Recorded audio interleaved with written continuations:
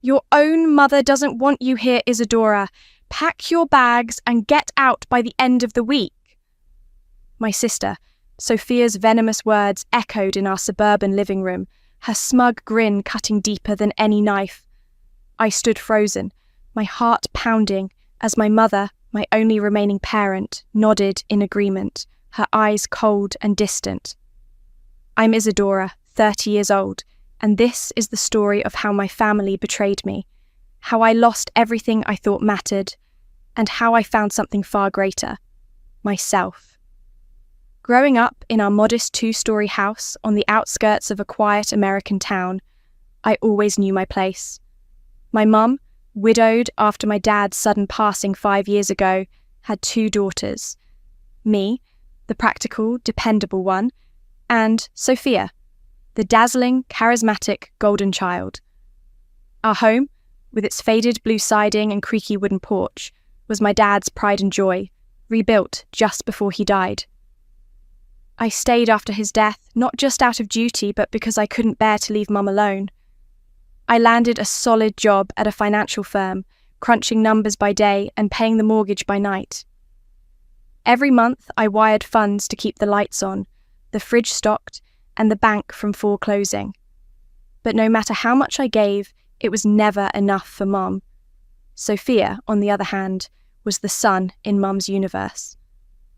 At 27, she was married, living in a trendy condo downtown with her husband Ethan. She had this effortless beauty, long blonde hair, a radiant smile that made people gravitate toward her. But I knew the truth. Behind the charm was a selfish streak, a knack for getting what she wanted without lifting a finger. When we were kids, she'd borrow my toys and never return them. As adults, she'd call Mum for hours, spinning tales of her perfect life while I cooked dinner and balanced the checkbook. Mum would hang up glowing and say, "Why can't you be more like Sophia? She's got it all figured out." Each word was a tiny jab, chipping away at my self-worth. I tried to brush it off. I told myself Mum was grieving, that she didn't mean it, but the comparisons grew sharper over time. "Sophia would have decorated this place better," she'd mutter, eyeing our plain living room. Or, "If Sophia were here, we'd have some real fun." I'd bite my tongue, reminding myself that I was the one keeping us afloat. My job paid well, but every spare dollar went to the house or Mum's needs, her prescriptions, her book club dues, her occasional trips to the salon. I had dreams of my own, a little apartment downtown, maybe a dog, a life where I wasn't just the responsible one, but those dreams stayed on hold. Mum needed me, and I couldn't let her down. Looking back, I see how naive I was, clinging to the hope that Mum would one day see me, really see me, for who I was. I thought my sacrifices would earn her love, or at least her respect. Instead, they made me invisible. I was the backdrop to Sophia's spotlight, the stagehand to her starring role. And yet, I kept going, driven by a promise I'd made to Dad's memory, to protect Mum, no matter what. That promise held me together, even as her words tore me apart. But nothing could have prepared me for the moment when that promise, and my entire world, came crashing down. The air in our house was thick with tension, the kind that builds over years of unspoken resentment. Every day, I'd come home from my job at the financial firm, my shoulders aching from hours at a desk, only to find Mum glued to her phone, laughing at Sophia's latest Instagram story. "Look at her, Isadora," she'd say, shoving the screen in my face. "Sophia's at some fancy gala. Why don't you ever do anything exciting?" I'd force a smile, muttering something about work, but inside I was screaming. Exciting! I was too busy paying the mortgage to chase exciting. Mum's favouritism wasn't new, but it had gotten worse since Dad died. Back then, she'd been a wreck, crying for weeks, barely eating. I'd stepped up, cooking meals, handling bills, even calling her friends to check on her. Sophia, meanwhile, was off planning her wedding, barely stopping by. I didn't blame her at first. She was starting her life. But as the years passed, I saw the pattern. Sophia would swoop in for a quick visit, all smiles and charm, and Mum would light up like a Christmas tree. I'd get a pat on the shoulder, maybe a thanks for helping out, but never the warmth Sophia got. It stung, but I swallowed it, telling myself I was doing the right thing. One evening, I'd had enough. I'd spent the day untangling a mess at work. A client's account had crashed and I'd stayed late to fix it. I came home to find Mom on the couch, sipping tea, her eyes fixed on a photo of Sophia in a sleek red dress. "She's so elegant," Mom sighed. "You should take notes, Isadora. Maybe then you'd find a man." My patience snapped. "Mum, can you stop comparing me to her?" I said, my voice sharper than I intended. "I'm here every day paying for this house, while Sophia's off living her life. Doesn't that count for anything?" Mum's face hardened. "Don't you dare talk about your sister like that. She's got a husband, a real future. What do you have? A boring job and that sour attitude." Her words hit like a slap. I opened my mouth to argue, but she kept going. "If you were half as charming as Sophia, I wouldn't dread waking up to you every morning." I stood there, stunned, my throat tight with unshed tears.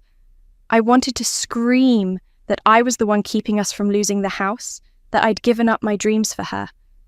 But all I could manage was a quiet, "That's not fair." "Not fair?" she scoffed. "Life's not fair, Isadora.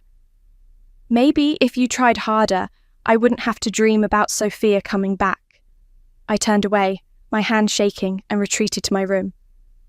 That night, I lay awake, replaying her words.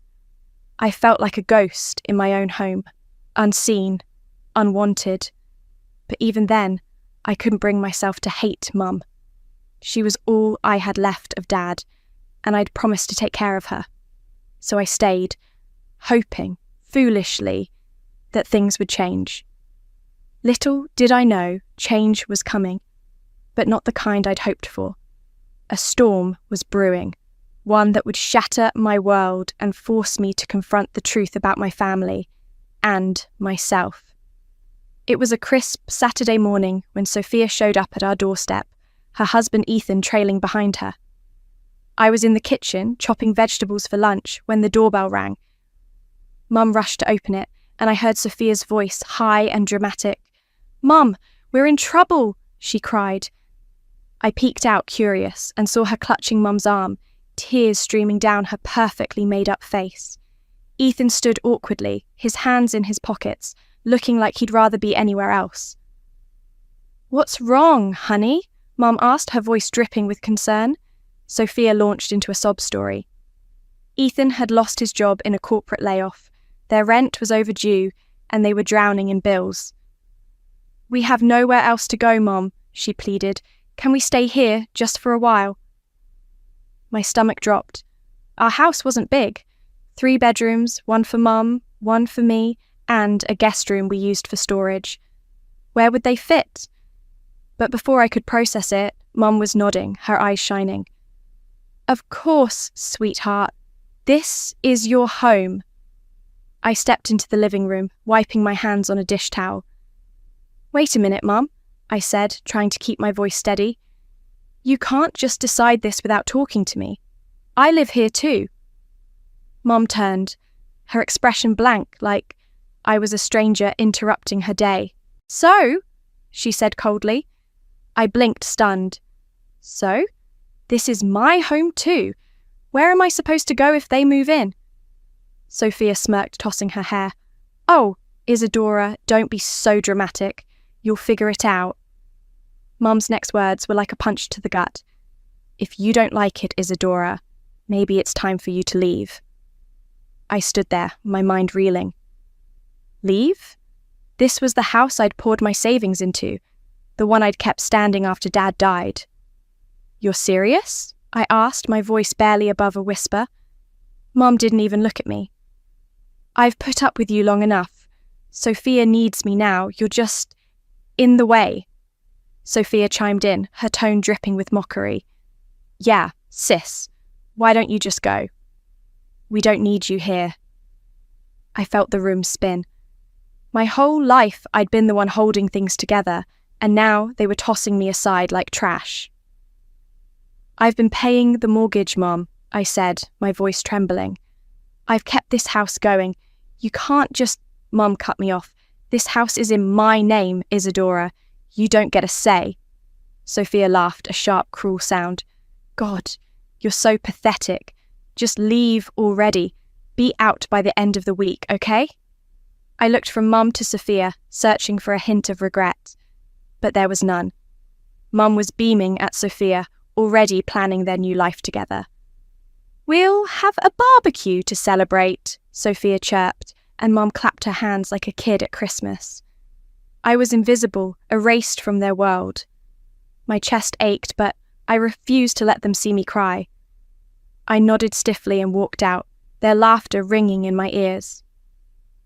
That night, alone in my room, I made a decision. I wasn't just leaving. I was taking back my life. The next morning, I woke up with a clarity I hadn't felt in years. Mom and Sophia had left for a girls' trip to plan Sophia's move, leaving me alone in the house. Their absence was a gift, a chance to act without their judgment. I sat at the kitchen table, my laptop open, and made a list of everything I'd bought for this house. The fridge, the couch, the dining table, even the toaster Mom loved. Every paycheck I'd earned had gone into making this place a home, and now I was taking it all with me. I called a moving company, my voice steady as I booked them for the next day.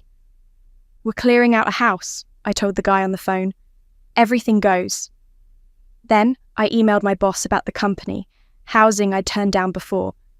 It was a sleek apartment complex near the office, reserved for employees. I'd always said no, thinking Mum needed me here. Now, I saw it for what it was. Freedom. By noon, I had a confirmation email. There was a vacancy and I could move in immediately. The movers arrived the next day, a team of burly guys who didn't ask questions. You sure you want everything? One of them asked, eyeing the packed boxes. I smiled, a real smile for the first time in weeks. Every last thing. We worked fast, stripping the house bare. The fridge hummed as they loaded it onto the truck. The couch, where Mum had spent hours praising Sophia, was gone in minutes. By evening, the house looked like a skeleton, empty except for Mum's old armchair and a few knickknacks she'd bought herself. I drove to the company apartment that night, my car stuffed with personal belongings. The complex was everything I'd imagined, modern, clean, with a gym and a rooftop deck. My unit was on the 5th floor, with a view of the city skyline. I walked in, dropped my bags, and stood in the middle of the empty living room. For the first time in years, I felt light, like I could breathe. This was mine, not Mum's, not Sophia's, but mine. As I unpacked, I thought about the house I'd left behind. Part of me felt a pang of guilt. Dad had loved that place, and I'd been its caretaker. But then I remembered Mum's words. You're in the way. Sophia's smirk. Just leave already. The guilt faded, replaced by a quiet resolve. I wasn't just moving out, I was moving on. I didn't know what Mom and Sophia would do when they came back to an empty house, but for once, that wasn't my problem. A week after I moved out, my phone started buzzing with missed calls. Mum, Sophia, Mum again. I let them go to voicemail, not ready to face their anger. But the messages piled up, each one more frantic than the last. Isadora, what the hell did you do? Mum's voice was shrill. The house is empty. Get back here now. Sophia's was worse. You took everything, you selfish bitch. Bring it back. I listened, my heart racing, but I didn't call back. I knew they'd track me down eventually, so I decided to face them on my terms. I drove to the house after work, pulling into the driveway as the sun set. The place looked eerie without curtains or furniture, like a ghost of the home it used to be. Mum and Sophia were waiting in the living room, standing in front of Mum's lone armchair. The moment I walked in, Mum pounced. "Where's my fridge? My table? You can't just steal from me!" Sophia was right behind her, her face red. "And the toaster? You even took the damn toaster!" I crossed my arms, forcing myself to stay calm. "I didn't steal anything. I took what I bought. Every piece of furniture, every appliance. My money paid for it." Mum's jaw dropped, but Sophia wasn't done. "That's a lie. This house has always had that stuff." I shook my head. "No, it didn't. I replaced everything over the years. Check the receipts if you don't believe me." I pulled out my phone, scrolling to a folder of scanned documents I'd kept for taxes. There it was. Proof of every purchase, every dollar I'd spent. Sophia's eyes widened, but she quickly pivoted. "What about Dad's insurance money? There was a ton in the bank." I laughed, a sharp, bitter sound. "That money's been gone for years. Mum spent it." Mum flinched, her gaze dropping to the floor. Sophia turned on her, furious. "Is that true? You told me there was money here. That's why we came back." Mum stammered, I thought we could figure it out." The truth spilled out in a heated mess. Sophia and Ethan had racked up massive gambling debts, thinking Dad's insurance payout would bail them out. When Ethan lost his job, they'd seen the house as their last lifeline. Mum, desperate to have her favourite daughter back, had welcomed them without questioning their motives. Now, with no money and no furniture, their plan was in ruins. Sophia burst into tears, screaming at Mum. "You lied to me! We're screwed because of you!" Mum snapped back. "I did it for you, Sophia! I threw her out for you!" I stood there, watching them unravel, and felt nothing. No anger, no sadness, just a strange calm. They'd made their choices, and now they'd live with them. "This isn't my problem anymore," I said, my voice steady. "You wanted me gone. I'm gone." I turned to leave, ignoring their pleas. As I drove away, I knew I'd never set foot in that house again. Life in the company apartment was like stepping into a new world. My days started with sunlight streaming through floor-to-ceiling windows, not Mum's complaints. I'd make coffee in my tiny kitchen, savouring the quiet. The complex had perks I hadn't expected. A gym where I started morning workouts, a lounge where I met other tenants, even a rooftop garden where I'd sit with a book watching the city lights. For the first time, I was living for me. At work, I threw myself into projects with a new energy. My boss noticed, pulling me aside one day. "Isadora, you're killing it," she said. "There's a promotion opening up. You should apply." I did, and a month later, I was a senior analyst, with a raise that let me start saving for the future. I signed up for a yoga class at the gym, something I'd always wanted to try but never had time for. The first session was awkward. I wobbled through poses, laughing at myself. But by the third, I felt stronger, more centred. Nights were my favourite. I'd cook simple meals, pasta with homemade sauce, or stir-fry with veggies from the farmer's market. I started a journal, scribbling thoughts I'd never dared voice before. One entry read, "I spent years trying to be enough for Mum.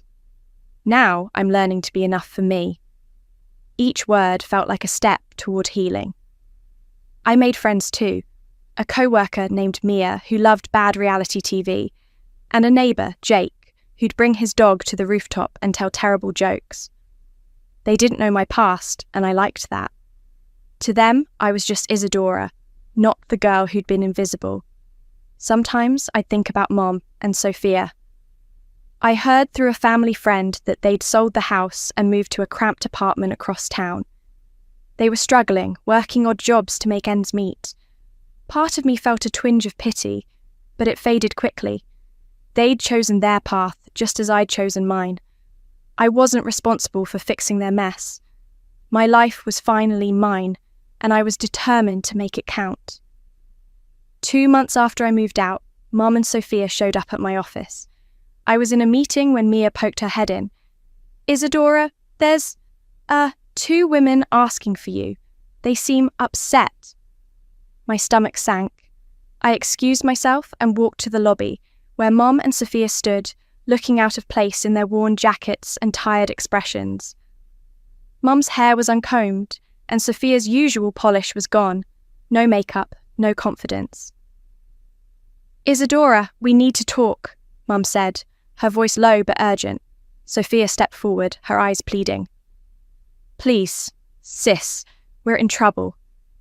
I gestured to a corner of the lobby, away from curious co-workers. "What do you want?" I asked, keeping my tone neutral. Mom didn't waste time. "You took everything. We had to sell the house. We're living in a dump, barely scraping by. You have to help us." I raised an eyebrow. "Help you? After you threw me out?" Sophia jumped in, her voice shaky. "We didn't mean it, okay? We were stressed. Ethan's still unemployed, and we've got debts piling up. You're doing fine. Look at this place." She waved a hand at the sleek office. "Just come back. We can live together, like before." Mum nodded. "We'll make it work, I promise." I laughed, not out of cruelty, but disbelief. "You must be joking. You called me a parasite, Mum. You told me to get lost, Sophia. And now you want me to save you?" Mum's face crumpled. "I was wrong, Isadora. I see that now. You're my daughter too." Sophia grabbed my arm. "Please, we're family. Don't turn your back on us." I stepped back, shaking her off. "Family doesn't betray each other. I gave you everything, my money, my time, my heart, and you threw it away the second Sophia showed up. She's not the victim here. She's a leech, gambling away your money, and you let her." Sophia gasped, but I kept going. "I'm done. You made your choices. Live with them." I turned to leave, but Mum's voice stopped me. "Isadora, please. I'm begging you." I looked back, seeing the desperation in her eyes, and for a moment, I wavered. But then I remembered the years of being unseen, the nights I'd cried myself to sleep. "No," I said firmly, "I'm not your fallback plan. Goodbye." I walked away, their voices fading behind me. That was the last time I saw them. 6 months into my new life, I barely recognized myself. Not in a dramatic movie montage way, but in the quiet, steady ways that matter. My apartment was no longer empty. I'd added a cozy rug, a bookshelf stuffed with novels, and a small herb garden on the balcony. I'd wake up early, jog around the complex, then head to work with a playlist of upbeat songs in my ears. My promotion came with new responsibilities, but I loved the challenge. I was good at my job, and for the first time, I let myself take pride in it. My social circle grew too. Mia and I started a tradition of Friday movie nights, where we'd order pizza and laugh at cheesy rom-coms. Jake, the dog guy, invited me to a local trivia night, and we ended up winning a gift card to a coffee shop. I even joined a book club, something Mum would have mocked as boring. But I loved it. The discussions, the wine, the feeling of being part of something. I was building a community, not just a life. My journal became my sanctuary. I wrote about everything. The pain of Mum's betrayal, the thrill of my independence, the small victories like mastering a new yoga pose or cooking a perfect risotto. One night, I wrote, "I used to think love meant sacrificing myself. Now I know it means choosing myself too." Reading it back, I smiled. I was healing, not just from Mom and Sophia, but from the version of me who'd believed I wasn't enough. I didn't hear from Mum or Sophia again, though I got updates through mutual acquaintances. They were still in their tiny apartment, working low-paying jobs, their fights a neighbourhood legend. I didn't wish them harm, but I didn't miss them either. They were part of a chapter I'd closed, one that had taught me a hard but necessary lesson. My worth wasn't tied to their approval. A year after leaving the house, I stood on my apartment's rooftop, watching the sunset paint the sky in shades of pink and gold. I'd just come from a yoga class, my muscles pleasantly sore, my mind clear. In my hand was a letter I'd written to myself, a habit I'd picked up from my journal. It read, "Dear Isadora, you are enough. You always were." I folded it carefully, tucking it into my pocket. It was a reminder, a promise that I'd carry forward. My life was full in ways I'd never imagined. Work was thriving. I'd spearheaded a project that saved the company thousands. Earning a bonus, I used to book a solo trip to the coast. I spent a weekend walking beaches, collecting shells, and eating fresh seafood, feeling more alive than ever. Back home, my friendships deepened. Mia and I planned a hiking trip, and Jake's dog Max had become my unofficial buddy, greeting me with sloppy kisses whenever I saw him. But the biggest change was inside me. I'd spent years defining myself by Mum's standards, measuring my worth against Sophia's charm. Now, I saw myself clearly, strong, capable, worthy of love, not just from others, but from myself. I started therapy, a decision that felt scary but transformative. My therapist helped me unpack the years of hurt, teaching me to set boundaries and forgive myself for staying too long in a toxic place. Sometimes I'd think about Dad. He'd been the one who believed in me, who'd called me his rock. I like to think he'd be proud of me now, not for sacrificing myself, but for choosing to thrive. I kept a photo of him on my bookshelf, a quiet tribute to the love that had anchored me through the storm. My future felt open, full of possibility, a new job opportunity, maybe a move to a bigger city, or even a chance at romance. Whatever came next, I was ready. Looking back, I can't believe how far I've come.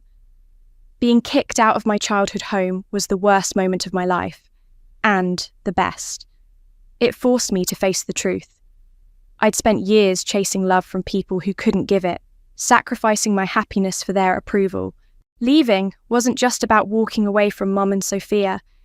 It was about walking toward myself. I'm Isadora, 31 now, and I'm living a life I never thought possible, one where I'm enough, just as I am. Today, my apartment is my sanctuary, filled with plants, books, and memories of the life I've built.